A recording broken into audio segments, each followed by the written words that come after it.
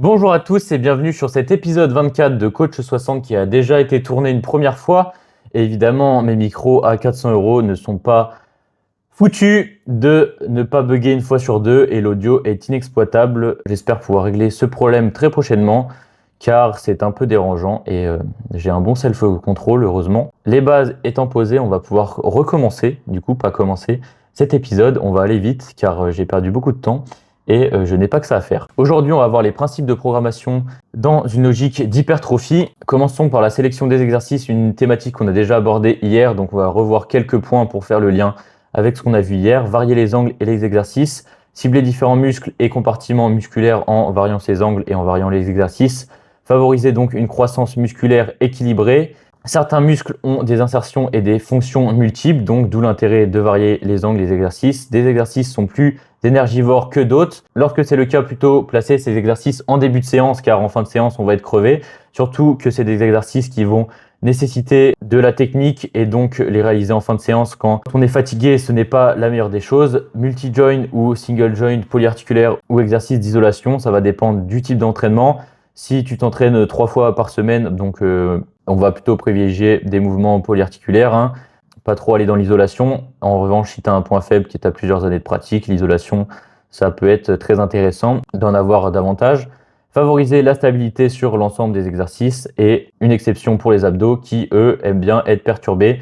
Et on le sait, ils entrent en compte dans beaucoup d'exercices pour stabiliser. Dans cette mesure, eux, ils aiment bien travailler dans l'instabilité. Le volume d'entraînement, un volume élevé augmente l'hypertrophie, donc ça va jouer sur les 3 facteurs. Donc plusieurs séries génèrent plus de tension et de dommages musculaires, ce qui nous intéresse pour l'hypertrophie. Ça augmente la libération de testostérone, une augmentation de volume. Au bout d'un certain point, l'augmentation du volume ne va servir quasiment à rien. On va y passer beaucoup de temps pour peu de résultats. Augmenter beaucoup de volume, risquer le surentraînement, risquer les blessures. Je l'ai dit, ça permet l'augmentation de la testostérone et de la GH, hormones de croissance, qui permettent de favoriser l'hypertrophie. On l'avait vu également précédemment. Dans l'épisode, on avait fait un petit focus sur comment ça marchait à l'intérieur.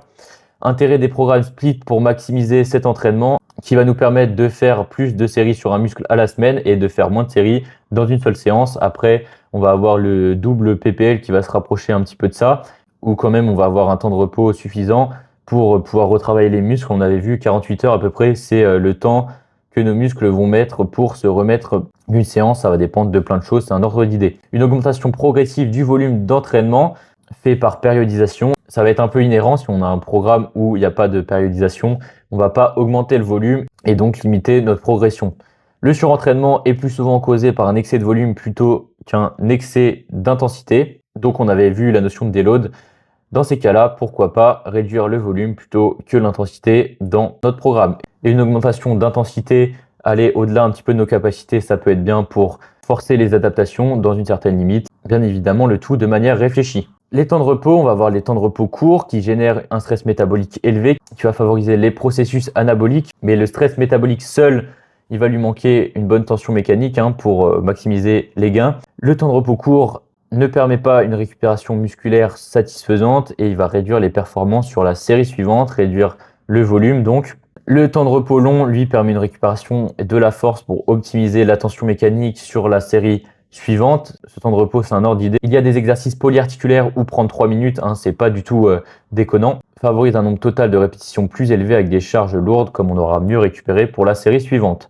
Le temps de repos modéré, celui qui va ressortir un petit peu plus en hypertrophie, 60-90 secondes, offre un bon compromis entre récupération de la force et stress métabolique, donc pouvoir combiner tension mécanique et stress métabolique accru. Favorise des adaptations psychologiques comme une meilleure densité capillaire et mitochondriale, donc une meilleure oxygénation de nos muscles, de meilleure capacité lors de l'effort, plus de reps, plus de volume. Stimule l'environnement anabolique pour une hypoxie accrue et une montée hormonale plus marquée, bien que cet effet tende à s'atténuer avec le temps. Plus on s'entraîne, plus ça va être difficile de maximiser ses gains. Ça va nécessiter des ajustements. L'hypoxie, c'est lors de la contraction musculaire quand l'apport en sang va être limité et donc l'oxygénation du muscle. Et les temps de repos peuvent nécessiter une périodisation avec des temps de repos qui vont varier pour éviter une adaptation trop rapide aux bénéfices hormonaux. On l'avait vu, notre corps n'a aucun intérêt à garder une masse musculaire haute, donc on va être obligé un petit peu de le berner comme avec la périodisation pour éviter qu'il s'habitue, qu'on ne stagne Intensité, échec musculaire. On entend souvent parler d'échec musculaire, mais comment ça va se caractériser dans notre programmation? Un entraînement jusqu'à l'échec va être souvent favorisé, car il va permettre une activation des unités motrices pour plus de croissance musculaire.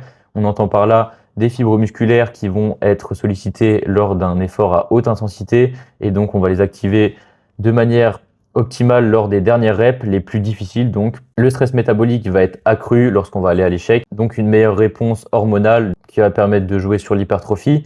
Modérer l'échec pour éviter le surentraînement. Je pense que cette préconisation va dépendre du type de personnes qu'on va coacher. Peu de personnes sont capables d'aller à l'échec dans leur tête, donc préconiser un échec musculaire qui va être plutôt rarement atteint, ça peut être une bonne chose en fonction de la personne qu'on a en face de nous, mais ce qui peut être bien, si l'échec musculaire est atteint lorsqu'on le demande, d'aller chercher, par exemple, si on fait 3 séries, 2 séries avec un RIR 1, rep in rest de 1, une rep restante, et sur la dernière série, aller à l'échec musculaire. Le profil de répétition, on va avoir des profils de répétition faibles, 1 à 5, on va solliciter le système nerveux de façon accrue, on va générer une force maximale, et là on va vraiment travailler l'hypertrophie myofibrillaire, l'augmentation du volume de nos muscles, mais là aussi de la force en créant ces nouvelles myofibrilles qui constituent nos fibres musculaires et donc qui vont nous permettre de générer plus de force. Les répétitions modérées, 6 à 12, la fourchette qui revient le plus souvent lorsqu'on parle d'hypertrophie.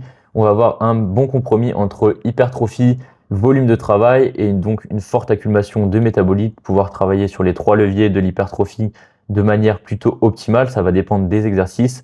Les répétitions élevées au-delà de 15 va permettre un stress métabolique important, mais aller chercher la stimulation des fibres musculaires de haute intensité, ça va être compliqué. Une cadence optimale pour l'hypertrophie va se baser sur une concentrique de 1 à 2 secondes qui va générer un recrutement optimal des unités motrices. Une excentrique contrôlée de 2 à 4 secondes qui va augmenter la tension mécanique et le potentiel d'hypertrophie.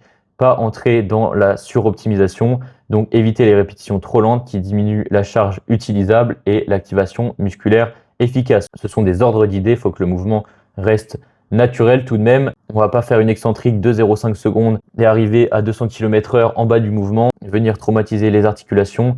Ça, on le voit souvent en salle de sport. Certes, tu vas pouvoir faire plus de reps. Il y en a qui vont faire de l'ego lift. Ça, on en voit souvent en salle de sport, surtout des jeunes. Et quand tu es jeune, on l'avait vu, tu récupères vite, tes articulations sont bien lubrifiées, etc. Mais si tu ne t'habitues jamais à aller chercher une bonne amplitude, plus tu vas avancer dans l'âge, plus ça va être difficile. Dès que tu vas dépasser une certaine amplitude, tu vas te blesser, alors que c'est une amplitude que tu aurais pu très très largement avoir si tu aurais fait le boulot dès le début. Tu vas te blesser, ça va durer plusieurs mois, tu vas arrêter la muscu, tu vas jamais reprendre, tu vas perdre tout ton physique, tous tes repères, tu vas te laisser aller et voilà, comme ça que beaucoup de gens finissent. Conclusion, il faut appliquer une stratégie complète pour l'hypertrophie, c'est-à-dire varier les exercices, une variation du volume qui va avoir tendance à être à la hausse, avoir une réflexion autour du temps de repos, de la cadence qu'on va mettre sur nos séries, et ça va dépendre de la personne, du ressenti également à prendre en compte, d'où l'intérêt de pouvoir communiquer avec son coach, périodiser l'entraînement pour éviter la stagnation et prévenir le surentraînement, et aller au maximum à l'échec, mais de manière contrôlée. Je ne sais pas si ça reste encore théorique tout ça, mais voilà, c'était tout pour aujourd'hui. Moi, en tout cas, ça m'a aidé de préparer cette présentation, ça m'a permis de développer davantage mes connaissances et d'assimiler encore mieux les thématiques. Prochainement, au jour 30, je prévois de refaire mon programme avec vous. Ça nous permettra d'appliquer tout ça. Si ce n'est pas assez concret selon vous, n'hésitez pas à me faire votre retour sur cet épisode. J'attends vos commentaires, vos likes, vos partages, vos abonnements. Je vous remercie et je vous dis à demain. Désolé pour le ton un peu expéditif, mais je pense que vous comprendrez au vu de l'intro.